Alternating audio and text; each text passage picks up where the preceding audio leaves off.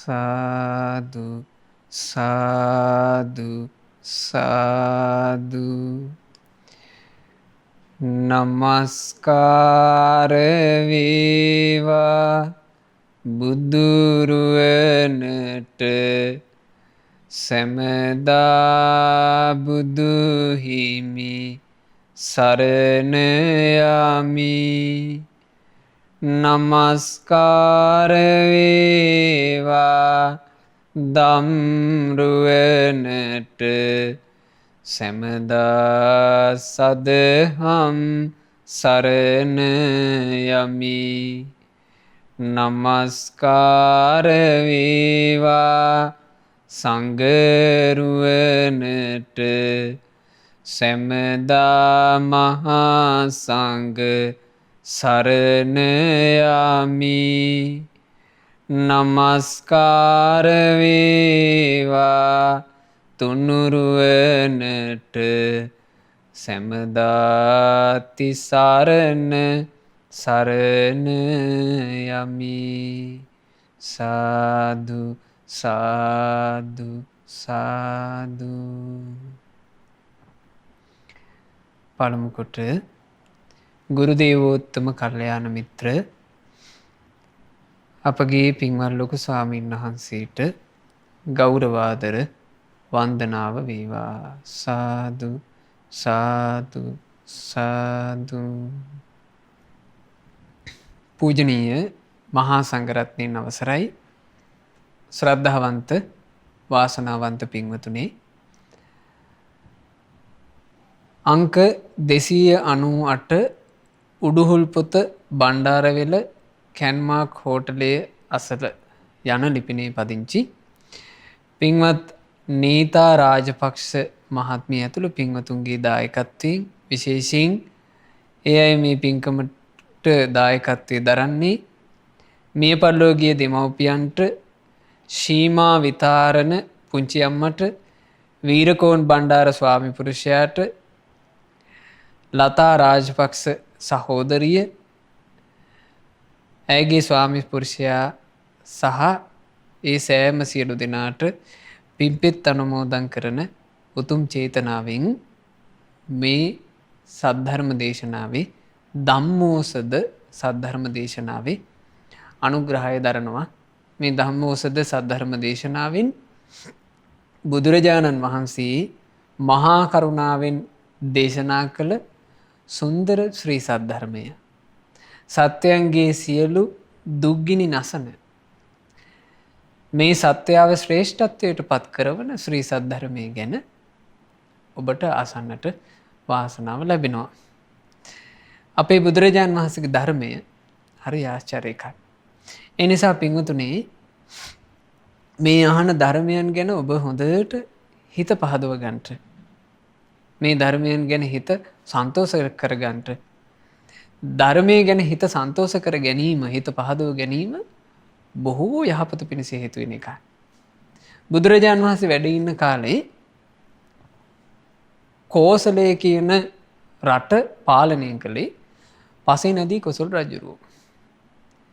පසේ නදී කොසල් රජුරුවෝ කෝසලයේ රජකම් කරන කාලේ දවසක් රජුරුවෝ වීදි සංචාරයේ යනවා හස්තියාගේ පිටේ නැගලා. එතකොට හස්තියාට පිටිපස්සින් වාඩි වෙලා ඉන්නේ රජුරුවන්ගේ සමීපතම පුරෝහිත අමාත්‍යයා. රජුරුවෝ මේ වීදි සංචාරයේ යනකොට, රජ කෙනෙකුගේ වීදි සංචාරය කියලා කියන්නේ හරි ලස්සන පෙරහැරක්නේ.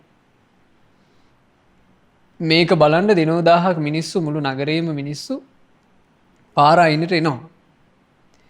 එක්තරා කාන්තාවක් සීමෙදුළු කවුරුවෙන් රජුරුවන් මේ වීදි සංචාරය කරන පෙරහැර දිහා බලාගෙන හිටියා. රජතුමාටත් ඒ කාන්තාව දිහා බැලුණා. හරි ලස්සන රූපයක් තියෙන කාන්තාවක්. ඉතින් රජුරුව මේ කාන්තාව දැක්කට පස්සේ මේ කාන්තාවට හිනා වුණා. මේ කාන්තාවත් බොහෝම ලැජ්ජා බරිතව රජුරුවන්ට හිනා වුණා. රජුරුවන්ගේ හිත මේ කාන්තාවට වසඟ වුණා. රජතුමා මේ සෝදිසි කරලා බලනවා මේ කාන්තාවට පුරුෂයෙක් ඉන්නවද කියලා. අනේ බලනකොට මේ කාන්තාවගේ පුරුෂයා ඉඳලා දැන් මේ පුරුෂයා ඒ කාන්තාව අත්හැරලා පැවිදි වෙන්න ගිහිල්ලා. රජුරු ඒ කාන්තාවව තමන්ගේ අන්තఃපුරයට ගෙන්න ගත්තා. අන්තఃපුරයේ කාන්තාවනුත් එක්ක අලුතෙන් කාන්තාවක් එකතු වෙච්ච දවසට විශේෂයෙන් රජුරුවන්ගේ උයනේ රජුරුව සතුටු වෙන්න යනවා. ඉතින් මේ අලුත් කාන්තාවත් අරගෙන රජතුමා උයනට සතුටු වෙන්න යනකොට එදා පින්වතුනි හරි විශේෂ දවසක්. රාජකීය උයනේ පොකුණේ නිල් මහනෙල් මල් පිරී තිබුණා. ඉතින් රජතුමා අර තමන්ගේ අන්තఃපුර බිසවුන් වහන්සේලාට රජතුමාගේ අතින්ම විලට බැහැලා නිලුම් මල් කඩලා නිල් මහනෙල් මල් කඩලා මේ නිල් මහනෙල් මල අන්තఃපුර ස්ත්‍රීන්ගේ අතට දුන්නා. ඒ දෙනකොට ස්ත්‍රීන්ට පොලිමේ මෙහෙම දීගෙන ගියා. අන්තිමේ මල් දෙකක් ඉතුරු වුණා. දැන් හැමෝටම ලැබුණේ එක මල. අන්තිම කෙනාට මල් දෙකක් තියෙනවා. දැන් අන්තිම කෙනා කවුද? අලුතෙන් අන්තఃපුරයට අරගෙන ආපු අර කාන්තාව. ඒ කාන්තාවට රජුරෝ විශේෂයෙන් වචනිකුත් කියලා එහෙනම් ඔයාට මල් දෙකක්ම කියලා මලක් දුන්නා. මේ මල දීලා ටික වෙලාවකට පස්සේ රජුරවන්ට පේනවා මේ කාන්තාව ඉකි බිඳිමින් අඬනවා. එතකොට රජුරෝ හිතුවා එකත් එකටම මම මේ මල් දෙකක් දීලා කරපු විශේෂයට අනික් අන්තఃපුර කාන්තාව ඉරිසියාවට මොන හරි වචනයක් කියන්න ඇති. ඒකට හිත රිදිලා ඔය අඬන්නේ.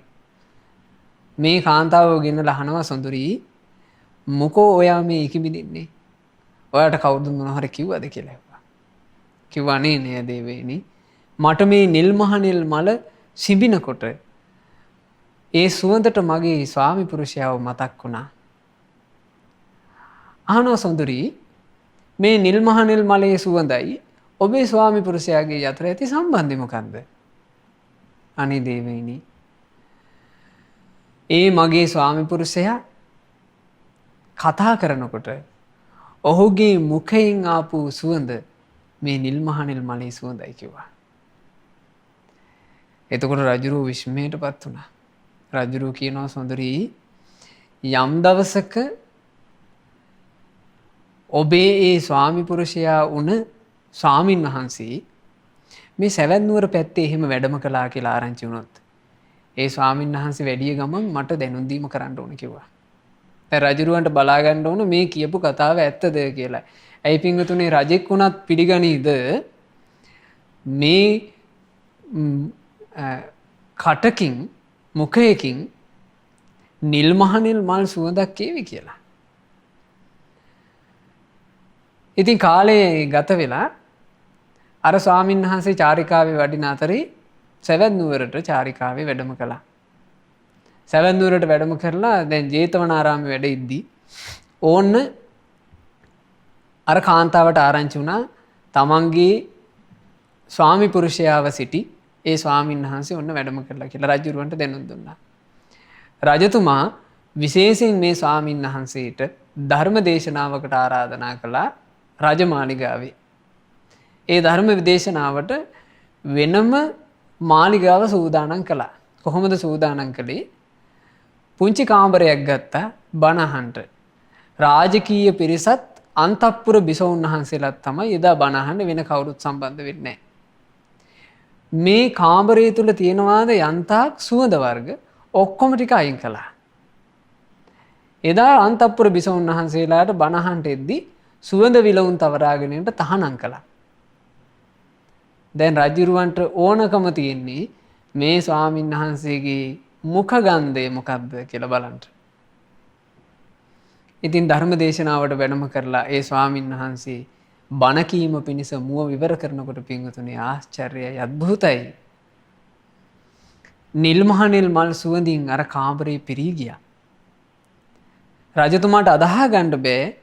රජතුමා බුදුරජාණන් වහන්සේ ළඟට එදාම හවස් කාලේ ගිහින් අහනවා ස්වාමීනි භාග්‍යතුන් වහන්සේ ස්වභාවයෙන්ම දුර්ගන්ධ වූ මුඛය යම් කරුණක් නිසා සුවඳවත් වෙනවා නම් ස්වාමීනි මේ මුඛය සුවඳවත් වෙච්ච හේතුව මොකද්ද? බුදුරජාණන් වහන්සේ වදාලා සද්ධම්ම ශ්‍රවණේ කාලේ සාධු සාධුති බුච්චති. මහරජය ශ්‍රී සද්ධර්මය අහන කාලේ ඒ ධර්මය ඇහෙන වේලේ ධර්මයේ කෙරෙහි හිත පහදවගෙන සද්ධර්මයට සාදුකාර පැවැත්වීමේ පිණින් මේ මුඛය සුවඳවත් වෙනවා කියලා.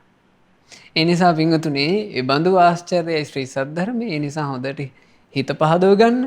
අපි මේ දවස්වල හිත පහදව ගැනීම පිණිස උපකාරී වෙන මනහර ධර්ම විග්‍රහයක් සහිත නෙත්තිප්ප කරන පොත් වහන්සේගේ විචයහාර විභංගය කියන කොටස තමයි අපි කෙටියෙන් කතා කරන්නේ. ඒ යටතේ අද අපට කතා කරන්න තියෙන කොටස හරිම ලස්සනයි. මේ කොටසේ මේන්න මේ දේවල් ඔබට ඉගෙන ගන්න පුළුවන්. රහතන් වහන්සේ ගැන ඔබට ඉගෙන ගන්න ලැබෙනවා. ඒ වගේම සේක ශ්‍රාවකයා කියන්නේ කවුද? ඒ සේක ශ්‍රාවකයාගේ ස්වභාවය ඔබට ඉගෙන ගන්න ලැබෙනවා. ඊළඟට විදර්ශනාව මූලික අංගය කරගෙන කෙලෙස් නසන්නේ කොහොමද? ආන්නේක ඔබට අහන්න ලැබෙනවා. මේ ප්‍රශ්නේ කවුද ඇහුවේ? අජිත මානවක අජිත සූත්‍රයේදී තමයි මේ ප්‍රශ්නේ අහන්නේ. යේච සංකාත ධම්මාසේ යේච සේඛා පුතු විද තේසං මේ නිපකෝ ඉරියං පුට්ටෝ පබ්‍රෝහි මාරිස කියලා ප්‍රශ්නය ඇහුවා. දැන් විචයහාර විභංගය මේ වැඩසටහනත් එක්ක දිගින් දිගටම සම්බන්ධ වෙච්ච පින්වතුන් දන්නවා.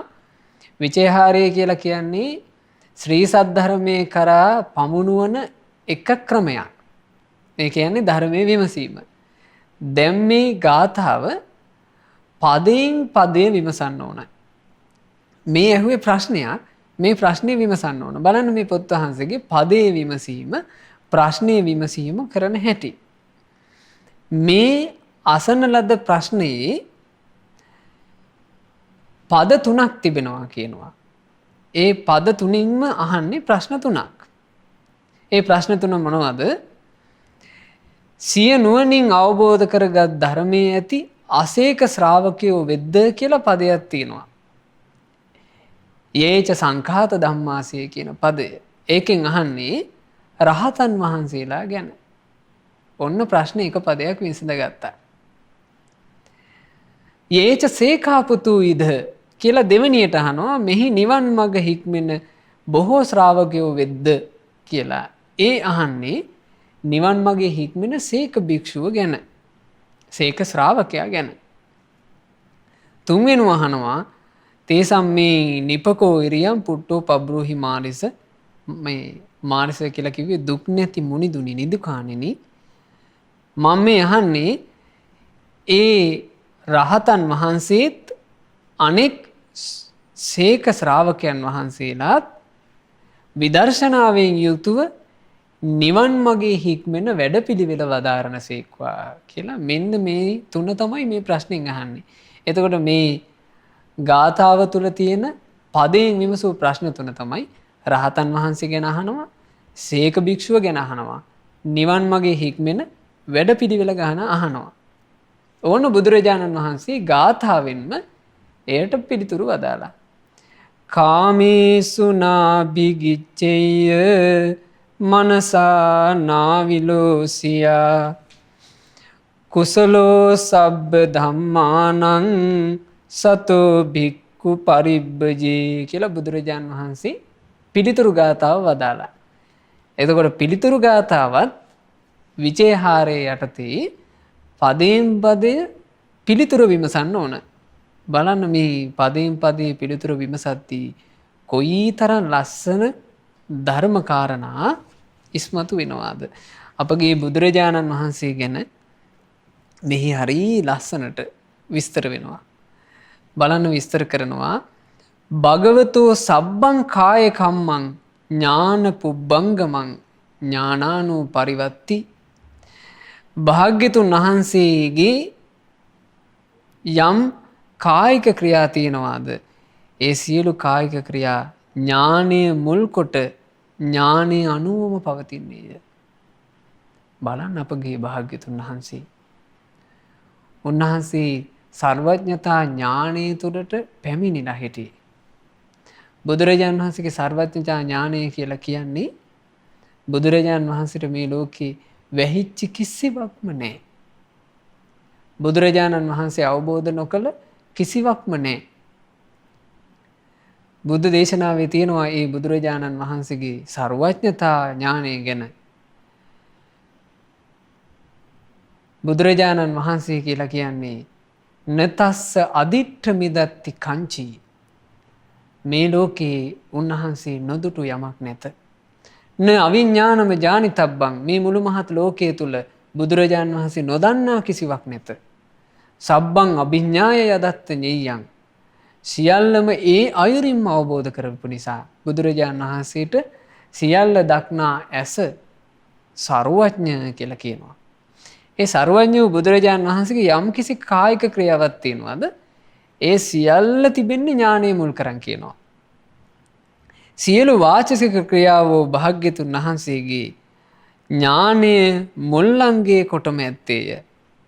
බුදුරජාණන් වහන්සේගේ සියලු මානසික ක්‍රියාවෝද ඥානයේ මුල්ලංගේ කොට ඇත්තේය. අතීත කාලයේ ආරම්භයා භාග්‍යතුන් වහන්සේ තුල ඇති දිවස් නුවණ හෙවත් දැකීමේ හැකියාව කිසිවකින් නොවැසී ඇත්තේය. ඒ කියන්නේ බුදුරජාණන් වහන්සේ පින්වතුනි අතීතේ බලන්න සූදානම් වෙනකොට අතීතයේ මෙච්චරක් දුරට විතරයි බුදුරජාණන් වහන්සේට බලන්න පුළුවන්නේ. එතනින් එහාට බලන්න බෑ කියලා කතාවක් නෑ. බුදුරජාණන් වහන්සේ අතීතය ගැන සිහි කරද්දී කෙලවරක් නැතුව භාග්‍යතුන් වහන්සේට සිහි කරන්න පුළුවන්. සාමාන්‍යයෙන් අනිත් ශ්‍රාවකයෝ කිසි කෙනෙකුට එහෙම කරන්න බෑ. භාග්‍යතුන් වහන්සේට තමයි මේ හැකියාව තිබුණේ.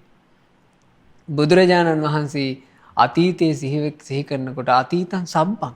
අතීතයේ සියල්ල අනවශේෂං. අවශේෂයක් අඩුවක් නැතිවම බුදුරජාණන් වහන්සේ දකිනවා. ඒ භාග්‍යතුන් වහන්සේ අනාගතයේ සිහි කරද්දී අනාගතයේ සියල්ල උන්වහන්සේට නොවැසී ඇත්තේය. බුදුරජාණන් වහන්සේ අනාගතය බලනකොට අනාගතෙත් කෙලවරක් නැතුව දකින්න ඥානය අපේ භාග්‍යතුන් වහන්සේට තිබුණා.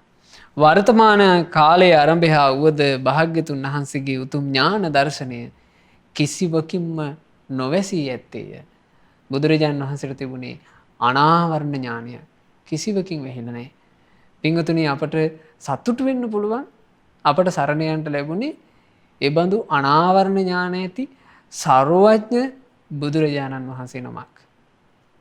ඒ භාග්‍යතුන් වහන්සේගේ ඥානයේ ආශ්චර්යය කොයිතරම්ද? හැබැයි සාමාන්‍ය කෙනෙකුගේ ඥාන දර්ශනය එහෙම නැහැ.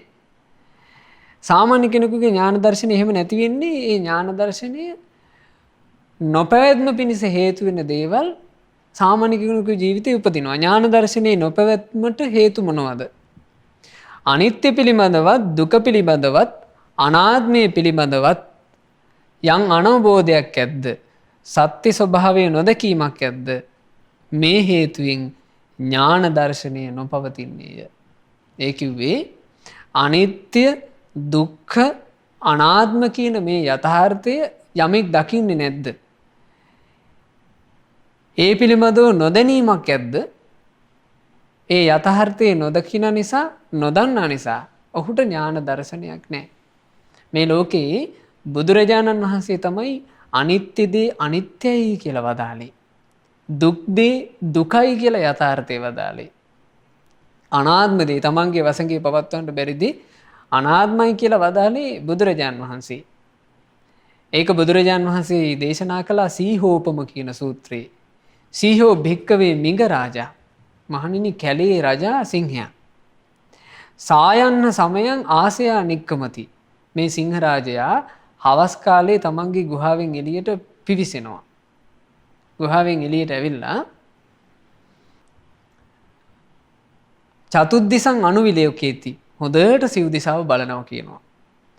චතුද්දිසං අනුවිලෝකෙත්වා කායං විජම්බති.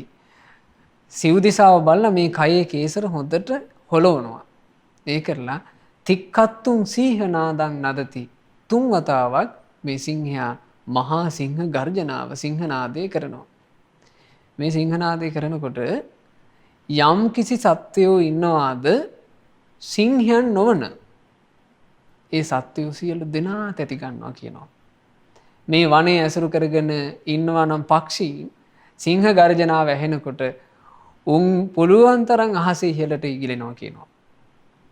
ගුල් ඇසුරු කරගත්තු සත්වයෝ ඉන්නවා නම් උන් ගුල් අස්සටම රිංගලා හැංගෙනවා. ජලය ඇසුරු කරගත්ත සත්වයෝ ජලයේ ඇතුළට කිමිදෙනවා. මහා සුවිශාල ශරීරය ඇති හස්තීන් පවා බිය වෙනවා.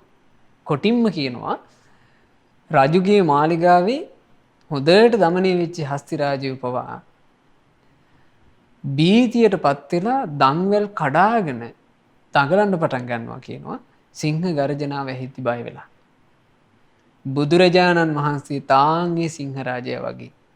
බුදුරජාණන් වහන්සේ මේ ලෝකයට පහළ වෙලා මේ ලෝකයේ ඇති යථාර්ථය දේශනා කරනවා. සබ්බේ සංඛාරා අනිච්චාති, සියලු සංස්කාර අනිත්‍යයි. සබ්බේ සංඛාරා දුක්ඛාති, සියලු සංස්කාර දුකයි. සබ්බේ ධම්මා අනාත්තාති, සියලු ධර්මයෝ අනාත්මයි කියලා බුදුරජාණන් වහන්සේ දේශනා කරද්දී පිහිටි ඥාන දර්ශනයේ ඉන්නේ පිංගුතුනේ බුදුරජාණන් වහන්සේ දහම් දෙසන්නේ. බුදුරජාණන් වහන්සේගේ ඥාන දර්ශනය පිහිටලා. ඒ පිහිටි ඥාන දර්ශනයෙන් තමයි බුදුරජාණන් වහන්සේ කායික ක්‍රියාත් කළේ, වචන කතා කළේ. මේ බුදුරජාණන් වහන්සේගේ හිතුවිලි පවා ඥාන දර්ශනයෙන් යුක්තයි. ඒ නිසා තමයි අපි මේ ධර්මයේ ඉගෙන ගන්නකොට නවාංග ශාස්ත්‍රීය ශාසනයේ යටතේම යෙදෙනවා උදාන කියලා කොටසක්. උදානය කියලා කියන්නේ බුදුරජාණන් වහන්සේගේ සම්බුදු හදමඩලේ નિરાයාසයෙන් පැන නගින දේ. ඒකත් ධර්මයක්. ඒ හේතුව මොකෝ බුදුරජාණන් වහන්සේගේ පිහිටි ඥාන දර්ශනයක් තිබුණා. හැමතිස්සෙම මේ ඥාන දර්ශනය පිහිටලා බුදුරජාණන් වහන්සේට ඥානයේ මුල් වෙලාමයි හිතුවිල්ලක් හිතෙන්නේ. ඒ නිසා ඒ බුදුරජාණන් වහන්සේගේ નિરાයාසයෙන් හදවතේ පදනගෙන හිතුවිල්ල පවා ධර්මයක් බවට පත් වෙනවා. ශ්‍රාවකයාගේ ජීවිතේ සැපවත් කරන. බුදුරජාණන් වහන්සේ දේශනා කළා ඒ අනිත්‍ය දුක්ඛ අනාත්ම ගැන යථාර්ථය දේශනා කරනකොට මේ කෙලෙසුන්ට බැඳී ගිය සත්‍යය සියලු දෙනා තැති ගන්නවා. කොටින්ම බ්‍රහ්ම ලෝකේ ඉන්න බ්‍රහ්ම රාජයෝ පවා සලිත වෙලා යනවා. මේ හේතුව මොකෝ ඥාන දර්ශනේ පැවැත්මක් ඒ අයට නැති නිසා. ඒක මේ වගේ දෙයක් කියනවා. මේ යම් පුරුෂයෙක් අහසේ තරු රැස දකින නමුත් ගණන් වශයෙන් නොදකින්නේය. මේ සාමාන්‍ය පුරුෂයෙකුට අහස දිහා බලපුවම තරු ටික පෙවුනාට අහසේ තරු කැට කොච්චරක් තියෙනවද කියලා ඥානයක් නැහැ. ආන්නේ වගේ කියනවා අනිත්‍ය දුක්ඛ අනාත්මය සත්‍ය වශයෙන්ම අවබෝධ නොවුයේද නොපෙනෙන්නේද ඔහු තුල ඥාන දර්ශනය පිහිටන්නේ නැත. හැබැයි භගවතෝ පන අප්පටිහතං ඥාන දස්සනං බුදුරජාණන් වහන්සේට ඇති ඥාන දර්ශනය කිසිවකට නොවැසී තිබේ. අනාවරණ ඥාන දස්සනාහි බුද්ධෝ භගවන්තු බුදුරජාණන් වහන්සේලා වනාහි අනාවරණ ඥාන දර්ශන ඇත්තේය කියලා බුදුරජාණන් වහන්සේගේ ආශ්චර්ය මේ නෙත්තිප්පකරණය විස්තර වෙනවා. මේ අජිත තෙරුන් වහන්සේ යහපු ප්‍රශ්නයට විසඳුම මෙන්න මේ විදිහට තෝරනවා බලන්න. අජිත තෙරුන් විසින් ඇසූ ප්‍රශ්නයේ භාග්‍යතුන් වහන්සේ විසඳුම වදාළද්දී සේක පුද්ගලයා විසින් ධර්ම දෙකක් තුල සිත රැකගත යුත්තේය කියා වදාරයි. බුදුරජාණන් වහන්සේ වදාලා මේ සේක පුද්ගලයා ගැන වදාරනකොට බලන්න කාමේසු නාබි ගිජ්ජෙහිය මනසා නාවිලෝසියා. මෙහෙම අර්ථයක් බුදුරජාණන් වහන්සේ වදාලා. ඒ අර්ථේ පදයෙන් පදේ තෝරගන්න ඕනේ මෙහෙම කියනවා. සේක පුද්ගලයෙක් විසින් ධර්ම දෙකක් තුල තමන්ගේ හිත රැක ගන්න ඕන. ඒ කොහොමද? කාමේසු නාබි ගිජ්ජෙහිය. රාගාදී කෙලෙස් අරමුණු වලට ගිජු නොවි ඉන්න ඕන. ඒක. ඒ වගේම ගැටෙන අරමුණු ආදී සිතේ නැගී සිටි කල්හි ඒ දේවල් වලින් හිත කලඹව ගන්නේ නැතුව ඉන්න ඕන. මෙන්න මේ දෙකෙන් තමයි කියනවා සේක ශ්‍රාවකයා සිත රැකගත යුත්තේ. එතකොට හිත ඇලෙන්න නොදී රැක ගන්න ඕන. හිත ගැටීමෙන් කැළඹෙන්න නොදී රැක ගන්න ඕන. ඔව්. මෙහි විස්තර වෙනවා මනසින් නොකැළඹී සිටිය යුතු වන්නේ කෙසේද යත්. නිවන් මඟ හික්මෙන සේක භික්ෂුව පංචකාම අරමුණු කෙරෙහි ගිජු වූ විට. පංචකාම අරමුණු කියලා කියන්නේ පංචකාමය බුදුරජාණන් වහන්සේ විස්තර කළා මෙහිම. බුදුරජාණන් වහන්සේ වදාලා චක්කු විඤ්ඤේය රූපා. ඇහැට පේන රූප තියෙනවා. ඉට්ඨා කන්තා මනාපා පිය රූපා කාමූප සංහිතා රජනීය. මේ වචන වලින් තමයි බුදුරජාණන් වහන්සේ විස්තර කළේ කාම අරමුණ. ඇහැට පේන රූප තියෙනවා ඉෂ්ට. ඒක හරි ඉෂ්ටයි. කාන්තයි හරි කාන්තිමත්. මනාපා ඒක මනාපය ඇති කරනවා. පිය රූපා ප්‍රිය රූපයි. කාමූප සංහිතා ඒ රූපයට කැමැත්ත උපදිනවා. කැමැත්ත ඇති වෙනවා. රජනීය ඒ වගේමයි රාග ද්වේෂ ආදී කෙලෙස් උපද්දනවා ඒ රූපය. ඔය විදිහේ රූප අරමුණු. ඊළඟට ඔය විදිහේම ප්‍රියමනාප ශබ්ද තියෙනවා. ඔය විදිහේම ප්‍රියමනාප ගඳ සුවඳ තියෙනවා. ඔය විදිහේම ප්‍රියමනාප රස තියෙනවා. ඔය විදිහේම ප්‍රියමනාප පහස තියෙනවා. නිවන් මඟ හික්මෙන සේක භික්ෂුව පංචකාම අරමුණකට ගිජු වුණොත් එහෙම හට නොගත් කෙලෙස් උපදින්නේ වෙයි. ඔහු තුළ තිබ්බේ නැති කෙලෙස් උපදින්න පටන් ගන්නවා. උපන් කෙලෙස් තව තවත් වැඩෙන්නේ වෙයි. තිබ්බේ නැති කෙලෙස් හට ගන්නවා. ඉපදිච්ච කෙලෙස් තවදුරටත් වැඩෙනවා. හරි අමාරු එකක් නේ පින්වතුනි මේ හිත ගිජු වෙන එකකින් වළක්වා ගන්න එක. ඒ ගිජු වෙන එකකින් හිත වළක්වා ගන්න එක මහා පුරුෂයෝ කරපු එකක්. ඉතින් මේ බුද්ධ ශාසනය තුල හිත කෙලෙසුන්ගෙන් ගිජු වීම වළක්වන හැටි දේශනා කරන්නේ ධර්මයේ තුලයි. ධර්ම ඖෂධේ පානය කරලා යම් කෙනෙක් සුවපත් හිතක් ඇති කර ගන්නවා කියන්නේ මේ ගිජුකමින් වළකින එක. දැන් බුදුරජාණන් වහන්සේ වැඩ ඉන්න කාලේ භික්ෂුවක් බුද්ධ ශාසනය පැවිදි වුණා. මේ පැවිදිච්ච භික්ෂුව බොහෝම තරුණ වයසේ මහණ වුණේ. පිණ්ඩපාතේ වැඩම කරද්දී මේ භික්ෂුවට දැක ගන්න ලැබුණා එක්තරා ස්ත්‍රියාවක්. හරි අමුතු පහේ විලාසිතාවකට ඇය ඇඳගෙන හිටියේ. දැක ගමන් භික්ෂුවගේ හිත ඇදිලා ගියා. ඇයි මේ රූපේ කොහොම එකක්ද? මේ රූපේ ඉට්ඨා හරි ඉෂ්ටයි. ඉතින් මේ පාට කරගන්න ඕන තැන් පාට කරගෙන හරි හැඩට ඇඳගෙනනේ මේ විලාසිතාවන්ගෙන් සැරසිච්ච ස්ත්‍රීන් පාරේ යන්නේ. ඉතින් ඒක එකලත් එහෙමයි ඒක මේකලත් එහෙමයි. එහෙම යනකොට පුරුෂයාගේ හිත හරි ඉක්මනට ආකර්ෂණය වෙනවා මේ ස්ත්‍රී රූපයට. ඒ ඉෂ්ට වූ කාන්ත වූ මනාප වූ කැමැත්ත ඇති කරවන කෙලෙස් වගුරුවන රූපේ දැක්කා විතරයි.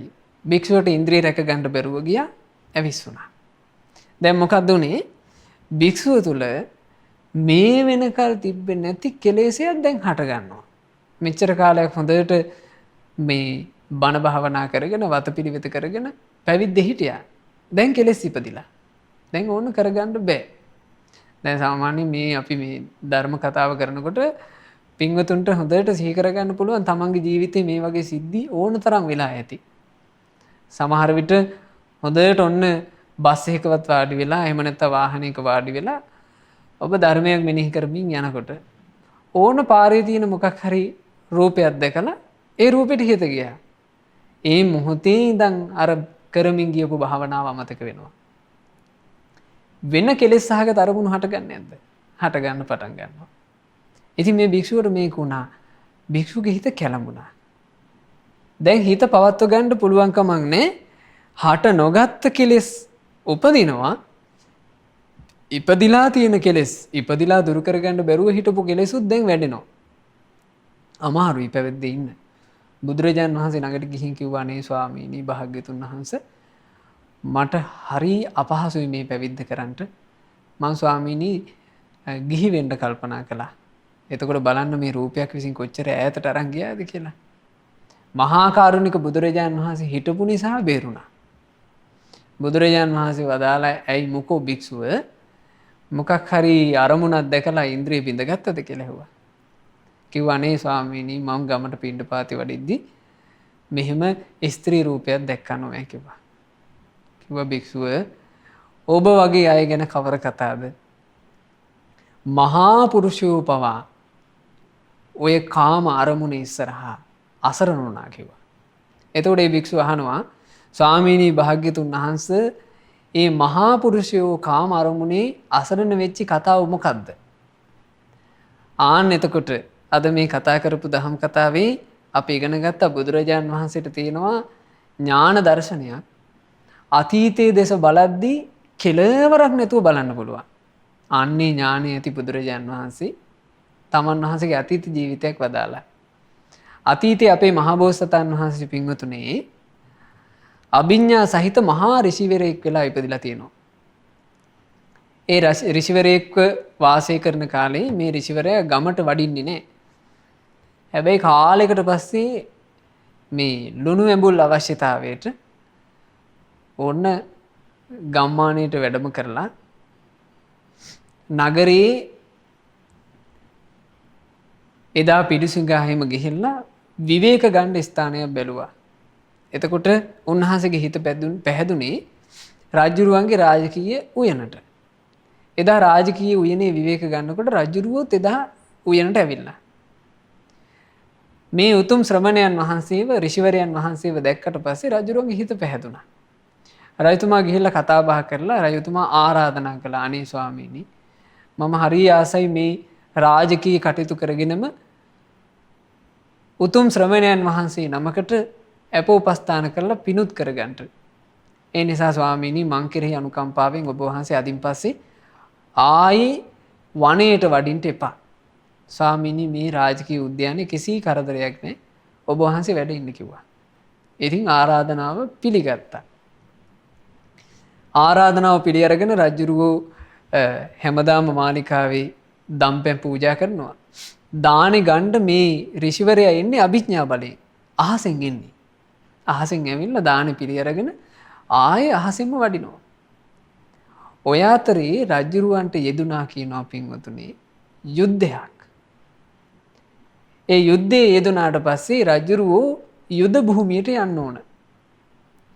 යුද භූමියට යද්දී ඒ කාලයට රජුරුවන්ගේ රාජකීය ඍෂි දැන් මේ ඍෂිවරයාට මොකද කියන්නේ රාජ ඍෂීන් වහන්සේ. මේ රාජ ඍෂීන් වහන්සේට අපෝපස්ථාන කරන්න විශ්වාස කටයුතු කෙනෙක් ඕන.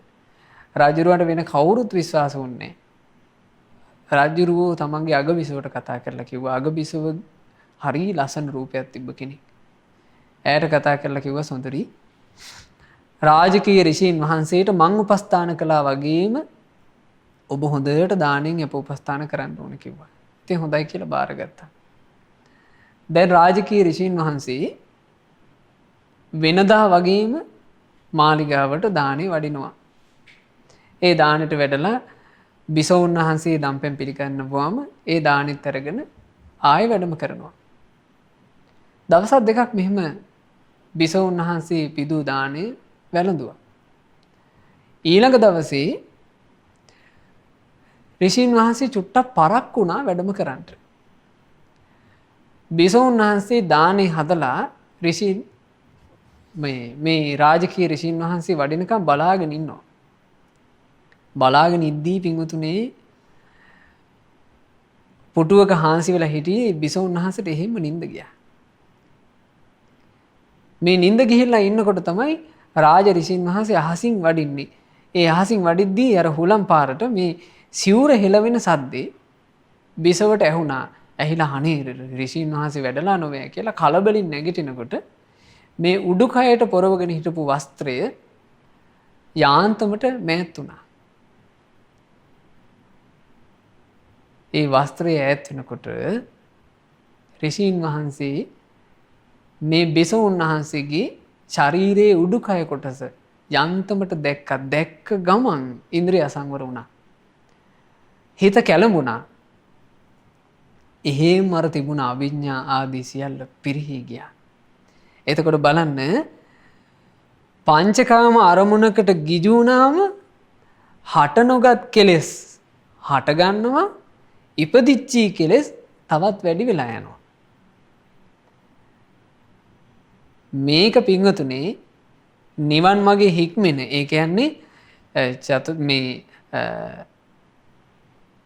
රහතන් වහන්සේ නමක් බවට පත් නොවිච්චි හැම දිනාට පොදු ලක්ෂණය.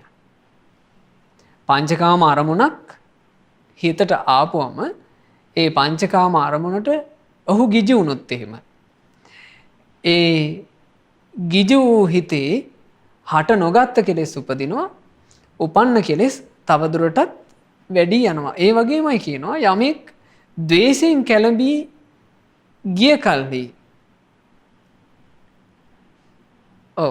යමෙකුගේ සිත ද්වේෂයෙන් කැළඹුණත් සිද්ධ වෙන්නේ ඔන්න ඕක කියනවා.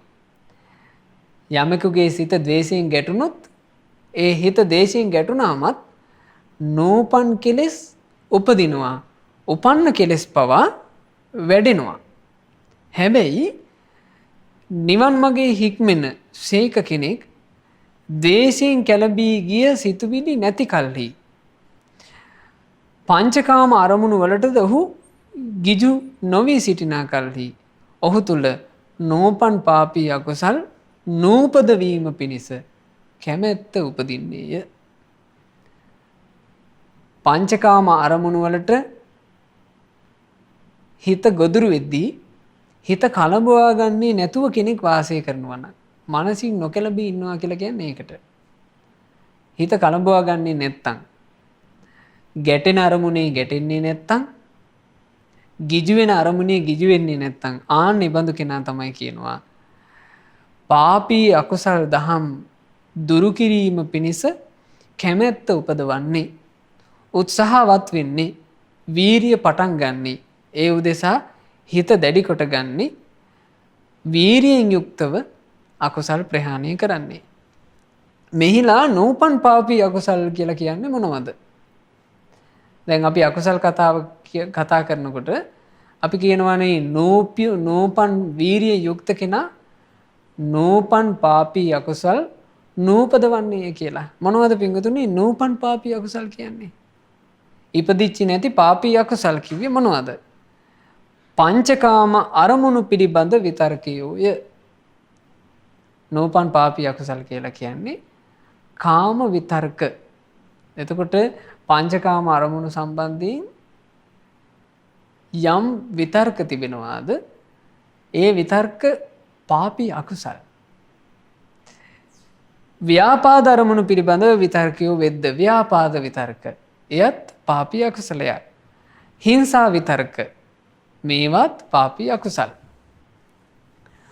උපන්නා වූ පාපී අකුසල දහම් කියලා කියන්නේ මොනවද? ඉපදිච්චි පාපී අකුසල් කියලා කියන්නේ මෙන්න මේවා. සිත තුළ නොනැසී අප්‍රකටව ක්‍රියාකාරීව තිබෙන අකුසල් මුල්. සංසාර ගමනක යනකොට මේ සංසාර ගමනේ අපි දිගින් දිගට යන්නේ නොනැසී තියෙන මේ අකුසල් මූල නිසා. මොනවද අකුසල් මූල? ලෝභය, ද්වේෂය, මෝහය. මේ ලෝභය, ද්වේෂය, මෝහය කියන පාපී අකුසල් සංසාරගත සත්වයා තමන්ගේ ජීවිතේ අරගෙනමයි එන්නේ. එතකොට ඒවා අපි තුළ ඉපදිලා තියෙන පාපී අකුසල්. හැබැයි ඔන්න කාම ලෝකෙක උපදිනවා. කාම ලෝකේ උපන්නට පස්සේ මෙහි තියෙන ඒවා බලලා කාම සංකල්පනා ඇති කරගන්නවා, කාමයේ විතර්ක ඇති කරගන්නවා, කාමයේ ගැන ගිජු වෙලා හිතනවා. ඒ කාමයේ ගැන ගිජුව සිහි කරනකොට ඒක අපි තුළ නූපන් අකුසලයක් අපි උපදවනවා. එක්ක මොකක් හරි අරමුණකට ගැටෙනවා, ගැටිලා තරහ හිතින් හිත ඉන්නවා, නූපන් අකුසලයක් උපදවනවා. කාට හරි හිංසා කරන්න හිතනවා, නූපන් අකුසලයක් උපදිනවා. එතකොට උපන් පාපී අකුසල කියලා කියන්නේ ලෝභ, ද්වේෂ, මෝහ. ඒ ඉපදිච්ච අකුසල් තියෙද්දීම නූපන් ඒවත් උපදිනවා. නූපන් කුසල් කියලා කියන්නේ මොනවද? ඔන්න නූපන් කුසල් ධර්ම. දැන් මේ දේවල් දැනගන්න ඕන අපි. මොකද මේ නූපන් කුසල් තමයි අපට උපදින්න තියෙන්නේ. නූපන් කුසල් වනාහි සෝතාපන්න කෙනෙක් තුල පිහිටන ශ්‍රද්ධා, විරිය, සති, සමාධි, ප්‍රඥා යන ඉන්ද්‍රියෝ වෙද්ද මේවා නූපන් කුසල දහම්ය. මොකද මේ කුසල දහම තමයි ප්‍රබලම කුසල දහම් පින්වතුනේ. සෝතාපන්න වෙනවා කියලා කියන්නේ මේ ශාසනයට ඇතුල් වුණා. ශාසනයට ඇතුල් වෙන තාක් අපට පිළිසරණක් නැහැ. හැබැයි කෙනෙක් සෝත ආපන්න මේ නිවන් මඟට පැමිණුණාද ඒ පැමිණි කල්හි ඔහුට පිළිසරණ ඇත්තේමය. බුදුරජාණන් වහන්සේ හරි ලස්සනට දේශනා කරානේ. භාග්‍යතුන් වහන්සේ වදාලා මහා සාගරය උපමා කරලා. මහණෙනි මහා සමුද්‍රයේ කෙළවරක් නැති තරම් ජලය තිබෙනවා. මේ මහා සාගරයෙන් වතුර බින්දු 7ක් උඩට ගත්තා කියනවා. එතකොට උඩට ගත්ත වතුර බින්දු 7ද වැඩි මහා සාගරයේ ජල කඳද? මහා සාගරයේ ජල කඳමයි වැඩි අර උඩට ගත්ත වතුර බින්දු 7 කියන්නේ බොහොම චුට්ටක්. බුදුරජාණන් වහන්සේ වදාලා යම් කෙනෙක් සෝතාපන්න වුණොත් නිවන් මඟට පැමිණුණොත් එයා නසපු දුක මහා සාගරයේ වතුර වගේ කියනවා. එයාට ඊළඟට උපදින්න තියෙන භව 7 ඇතුලේ විඳවන්න තියෙන දුක අර මහා සාගරයෙන් ගොඩට ගත්ත වතුර බින්දු 7 වගේ කියනවා. එතකොට සෝතාපන්න ශ්‍රාවකෙක් තුල ශ්‍රද්ධා, විරිය, සති, සමාධි වශයෙන්, සති, සමාධි, ප්‍රඥා වශයෙන් යම් ඉන්ද්‍රිය පිහිටනවාද එව්ව තමයි නූපන් කුසල්. උපන් කුසල් දහම් යනු මොනවාද? සෝවාන් ඵලයේ සාක්ෂාත් කිරීම පිණිස පිළිපන් තැනැත්තා තුල ශ්‍රද්ධා, විරිය, සති, සමාධි, ප්‍රඥා වශයෙන් යම් ගුණ දහම් ඇද්ද ආන් ඒවා තමයි කියනවා උපන්න කුසල් දහම්. දැන් ඒ කුසල් දහම් උපදව ගැනීම පිණිස ඒවා ඉන්ද්‍රියන් වශයෙන් පිහිටුවා ගැනීම පිණිස තමයි ඔහු මහන්සි වෙන්නේ. ඒවට කියනවා උපන් කුසල්. ඒ කුසල් දහම්ම තමයි වැඩෙන්නේ. නූපන් කුසල් කියලා කියන්නේ ඒ ඉන්ද්‍රිය ධර්ම මේ ඉන්ද්‍රියක් විදිහටම සෝතාපන්න ශ්‍රාවකයෙක් තුල පිහිටන ඉන්ද්‍රියක් විදිහටම පිහිටුවා ගැනීම පිණිස යම් කුසල් තියනවාද අන්න ඒවට තමයි නූපන් කුසල කියලා කියන්නේ. බලන්න මේ විස්තරය කොච්චර ලස්සනද කියලා. මේ තුල අපි ඉගෙන ගත්ත නූපන් අකුසල් මොනවද? උපන් අකුසල් මොනවද? මේ නූපන් අකුසල් උපන් අකුසල් කතාව ඔබට බොහොම වටිනවා. සංසාර ගමනේ යනකොට පින්වතුනි අපට ලෝභ, ද්වේෂ, මෝහ කියන අකුසල් මූල කොහොමත් අපේ ජීවිතය තුළ තියෙනවා. එතකොට යම් කෙනෙක් මේ ජීවිතේ ජීවත් වෙද්දී සිහියක් නුවණක් නැතුව ඔහි ජීවත් වෙනවා නම් ඉන්ද්‍රිය සංවරයක් නැතුව ඕන ඔහු තුල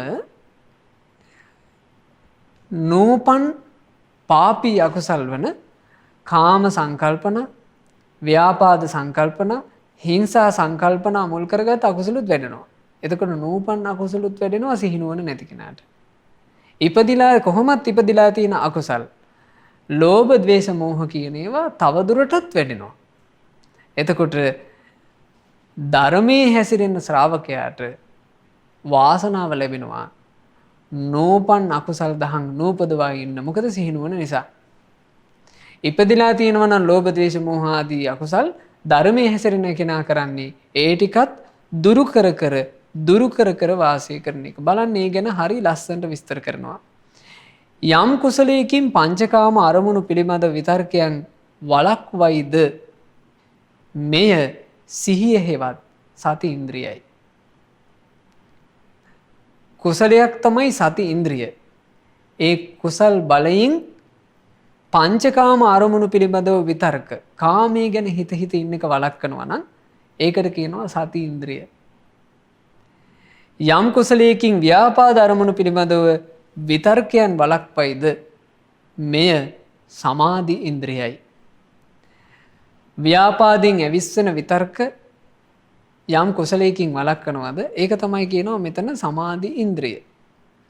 යම් කුසලයකින් හිංසාකාරී අරමුණු පිළිබඳ විතර්කයන් වළක්වයිද මෙය වීරිය ඉන්ද්‍රියයි.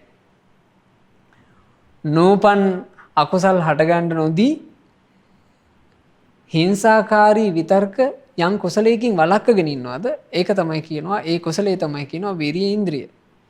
යම් කිසලයකින් උපන් නූපන් පාපී අකුසල් දහම් නොයිවසයිද දුරු කරයිද බැහැර කරයිද නැති කරයිද සම්පූර්ණයෙන්ම නැති කරයිද මේ ප්‍රඥා ඉන්ද්‍රියයි. එතකොට බලවත්ම මොන ඉන්ද්‍රියද? ප්‍රඥා ඉන්ද්‍රිය. ප්‍රඥා ඉන්ද්‍රියෙන් නෝපන් පාපී අකුසලුත් උපන් පාපී අකුසලුත් නොයිවසන්නේය. ප්‍රඥා ඉන්ද්‍රිය තියෙන කෙනා ඒ අකුසල් ඉවසන්නේ.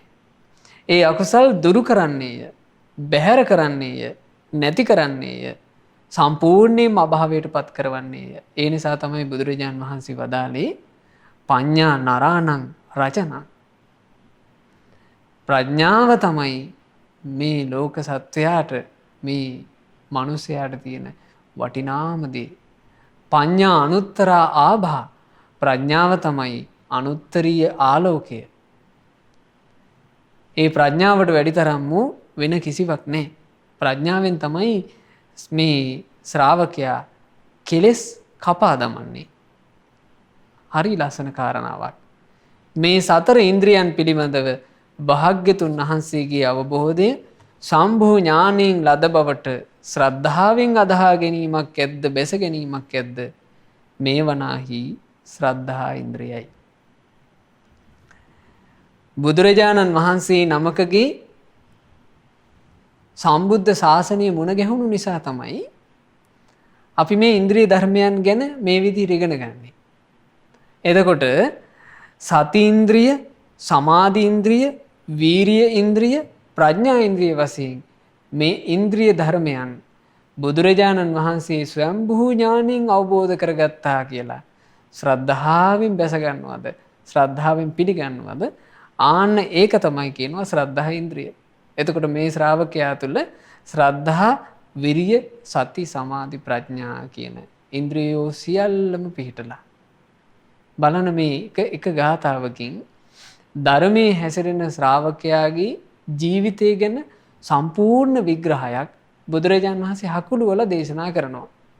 මේ හකුළුවා දේශනා කරපු කාරණේ සූත්‍ර දේශනාව කියවලා පදයෙන් පදයේ විමසද්දී බුදුරජාණන් වහන්සේ දුන්න පිළිතුර මොකක්ද කියලා ධර්මානුකූලව විමසද්දී ඒ විමසන කාරණේ තුල ආස්වාදේ කුමක්ද, ආදීනවේ කුමක්ද, නිස්සරණේ කුමක්ද, බුදුරජාණන් වහන්සේ විසින් නිස්සරණය පිණිස පෙන්වා වදාළ උපාය මොකක්ද, ඒ උපායේ හික්මෙන ශ්‍රාවකයාට ලැබෙන ඵලය මොකක්ද, බුදුරජාණන් වහන්සේගේ ආඥාව මොකක්ද කියලා මෙහෙම විමසනකොට මේ ධර්ම අර්ථ මේ විදිහට පැහැදිලි කරගන්න පුළුවන් කියලා මේ නෙත්තිප්ප කරන පොත් වහන්සේ කියවනකොට අපට හොඳටම තේරෙනවා. ඉතින් මේ විදිහට ධර්මයේ විමසූ, ධර්මයේ වටහාගත් උත්තමයෝ තමයි පින්වතුනි මේ ධර්මයෙන් තමන්ගේ ජීවිත සම්පූර්ණයෙන්ම සුවපත් කරගත්තේ. මේ ධර්මයේ තමයි කෙනෙකුගේ ජීවිතේ සම්පූර්ණයෙන්ම සුවපත් කරන්නේ. ඒ නිසාමයි සියල්ල දන්නා සියල්ල දක්නා බුදුරජාණන් වහන්සේ මෙසේ වදාළේ යේකේචි ඕසදා ලෝකේ. මේ ලෝකේ යම්තා කෞසද ඇද්ද? විජ්ජන්ති විවිධා බහූ. බොහෝ ආකාරයෙන් දකින්ට ලැබෙන ඖෂධ ඇද්ද? ධම්මෝසදං සමං නත්ති. ධර්මයේ නම් වූ ඖෂධයට සමාන වෙනත් කිසිඳ ඖෂධයක් නැත්තේය. ඒතම් පිබත භික්කවෝ. පින්වත් මහණෙනි, ඒ දහම් ඔසුව පානය කරව් කියලා භාග්‍යතුන් වහන්සේ වදාළා. අපටත් මේ උතුම් ශ්‍රී සද්ධර්මය අවබෝධ කරගන්නට වාසනාව ලැබේවා. සාදු සාදු සාදු. මෙවැනි වටිනා ධර්මදේශනා නැරඹීමට ශ්‍රද්ධා YouTube චැනලය සබ්ස්ක්‍රයිබ් කර සීනුව ලකුණ ඔබන්න.